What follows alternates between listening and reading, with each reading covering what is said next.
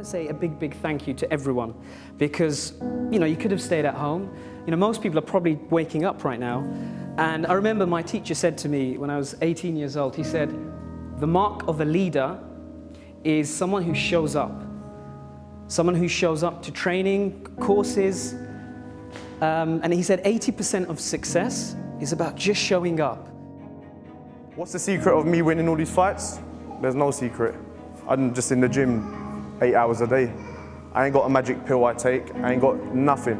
The same guys, my students that train with me, we do the same thing. 8 hours a day, train in the morning, train in the evening, and do the same thing over and over and over again until it becomes a habit and it becomes my lifestyle. The fight, to me, is irrelevant. What happens is you got to enjoy the process. You got to enjoy the 14 weeks of training. So anything that you're doing, so if it's Melisa, she's in the studio, she's got to enjoy being in the studio. If you guys want to do law, accountancy, anything you want to do, you got to enjoy the process. Don't worry about the money, that will come. Don't worry about the status, that will come. Because if that's what you want, then you can be a drug dealer and you'll get money. Because it's short-lived, you get quick money, yeah? We don't want money. You got to enjoy the process of what you're doing, like not losing yourself, like you're talking about integrity. If there's nothing else you get from this, one of the most important things that I will say about anything that you want is when you've created it, because we are creative beings, when you've created what you want and you know what it is, let it go. Let it go. Because that's where the magic happens. Action, yes, you need to do action. But the attachment to it, where you're too attached and it becomes everything and you don't see anything else, that's not necessarily the way. It's harder. The way I found it is that when you create something and you just carry on doing what you want to do, it shows up. It shows up and you just go with the flow. Life is meant to be easy. I don't think in my mind, with my experience, that it's supposed to be hard. Outside, what happens might be really hard. But I feel in myself that life is meant to be easy. Anything that's an obstacle is basically something that is not meant to be in your life. And when you let it go, if it comes back, then it is meant to be there. The voice says what? The voice that we hear, this inner voice says, I can't. It's the voice that says, I can't do it. It's the voice that says, I'm too fat. I'm too thin. I'm not going to win that championship. I'm not going to pass my exam. That voice, that inner voice, when you guys were standing up introducing yourselves, how did you feel? Uncomfortable? Now probably, and this voice comes to you when, in your deepest, darkest hours, when I was sitting there going, oof, I don't know, this audience is looking a bit, when you're unconscious, before you go to sleep, that's when that voice comes to you. Now, you can take control of that voice, and if you control it, you have what? Power.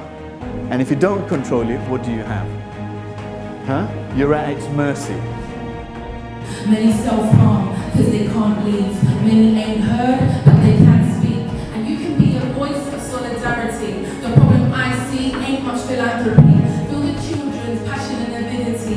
Salute to those who I know that's Bangladeshi. And I'm sorry if back home we've got a family. In poverty, your young ones hooked on dandy. Donate for a village to start therapy. NSPCC child line, they ain't got these. So they just go in the silence deeply. In the night but can't sleep because they feel frightened. So we enlighten with global action. Cause a big reaction for the Dhaka children. Question hit me. A question hit me at the age of 16.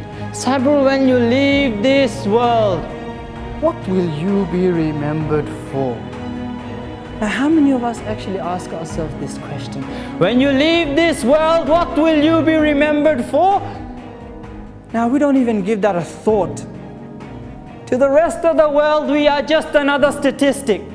To the rest of the world, people don't even know we exist. But when you make a stand and you represent something, you discover who you are, what you represent in this world. You realize that maybe your own community doesn't fully value you, but someone halfway across the world will. At the age of 17, I wanted to give back to society because that question kept on bugging me in my head. I couldn't find answers to it at the age of 17. But I knew I had to do something. At the age of 17, during my lunch break in college, I wrote my first book. wrote my first book called The World at Your Feet, Turning Your Vision into Reality. A book to inspire young people like yourself that no matter the age, race, religion, culture, or where you are from in society, everybody has the ability to be extraordinary.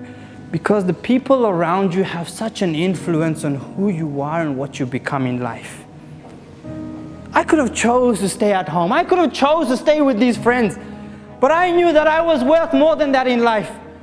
That when you hang around with people who are forward thinkers, who have that positive mentality, who want to go out there and accomplish something so big in life, you will realize that not only do you evolve as a person, you get to pick their brains and learn everything they've learned. The two main fundamental skills within leadership. You've heard of vision and things like that. Number one, you must learn how to manage your emotional states. Do you think Sabirul had to manage his emotional state? Yeah. Do you think Brother Khalid, what's the first question everybody asks? How do you manage your fear when you're about to go in the ring? He's like, well, it isn't what you do in the ring. It isn't what you do here when you're speaking. It isn't what you do as a teacher when you're in the classroom. It's what you do all the other time. And managing your emotional states is the number one thing you could do.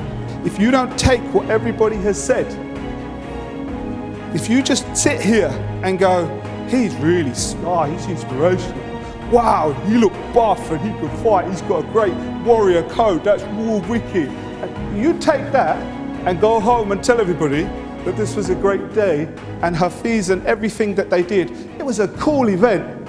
You wasted your time. But if you take it home and you use it, then you are already, you're not competing with everybody else anymore. Because if you don't use it, you lose it.